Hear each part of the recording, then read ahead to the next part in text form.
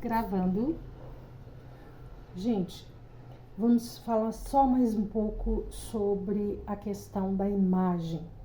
E ela é importante porque vamos analisar metal. Na época de Moisés não existia espelho como nós temos nos dias de hoje.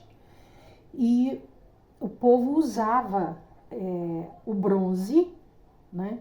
Usava o cobre e vamos observar que no período do deserto que o povo começou a idolatrar, né?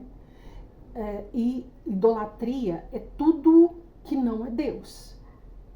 Então, se observarmos que o que nós colocamos no lugar de Deus, nós estamos tirando Deus da sua verdadeira posição. Nós estamos tirando Deus do verdadeiro lugar dele, porque ele é o Criador. Então, ele não vai dividir em momento algum a glória dele, o lugar dele, ou é ele no trono ou não. Ele não vai falar, senta aqui do meu lado, porque ele não vai fazer isso. Então, ao observarmos esse posicionamento, vamos voltar na época de Moisés. E Moisés, então, pediu a Deus que perdoasse o povo. E Deus, então, disse, eu vou perdoar. Então, levante uma serpente e essa serpente será de metal, ela será de bronze, ela será de cobre. Em algumas traduções fala bronze, outras falam cobre. Então, vamos deixar, porque na Bíblia, no hebraico, é cobre, ok?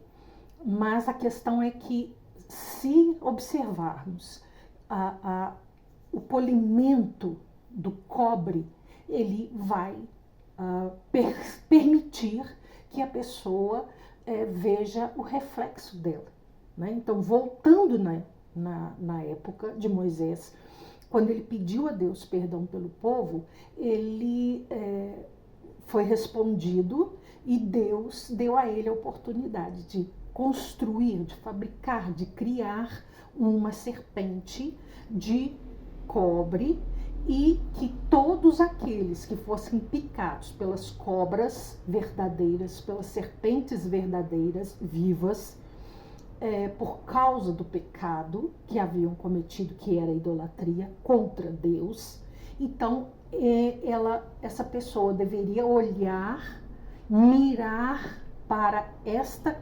serpente criada por Moisés, a mandado de Deus, permitido por Deus, criada de bronze ou de cobre, e que ela, então, essa pessoa seria curada. Então, ao observarmos e tentarmos trabalhar com essa comparação, com essa analogia que a psicologia faz, é no sentido de observar quem sou eu. Eu dentro, eu posicionamento que mando, eu posicionamento que me permite caminhar, me permite transcender ou me permite ser egoísta. Então, o posicionamento de uma pessoa é de acordo com aquilo que ela acredita que ela pode estar contribuindo e vai deixar o legado para a família, para a população da cidade, a comunidade, enfim, para a sociedade. Então, qual é a intenção, qual é o seu posicionamento, qual é o seu interesse em deixar o legado para alguém se inspirar em você? Você vai se inspirar em algo nocivo? Não. Você vai se inspirar em algo que você conhece que vai fazer mal para você e para as outras pessoas, vai criar uma insegurança, vai criar algum problema? A princípio, não. Mas se você entende que você pode criar algo que vai beneficiar, então você vai reproduzir. Ou você vai tentar, no mínimo, produzir e fazer-se entender. Então, essa é a comunicação. Então, se nós, seres humanos, temos a capacidade de reproduzir algo positivo, que o façamos.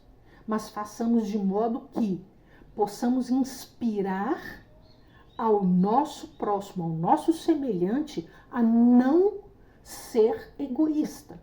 Nós não vamos criar uma cultura egoísta. Sim ou não? Esta é a pergunta. Se criamos uma cultura egoísta, é porque nós entendemos que o nosso lugar é mais alto e o nosso lugar é melhor do que o dos outros. Se criamos uma cultura que vai permitir, que é inclusiva, mas ela é seletiva.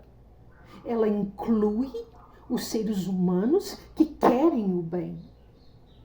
Mas ela é seletiva no fato de não aceitar aquele egoísta, aquele narcisista, aquele mentiroso, aquele fascista, que vai, a princípio, se moldar de acordo com a cultura do grupo e depois ele vai impor a própria cultura. E nós temos vários exemplos no mundo, espalhados em todas as civilizações e em todas as épocas da criação do homem aqui na Terra. Vamos pensar sobre isso e é exatamente sobre isso que nós precisamos entender o que nós viemos fazer na Terra. Qual o nosso propósito? Qual o meu propósito? Qual o seu propósito? Tente pensar e tente se apropriar da melhor forma possível. Obrigada.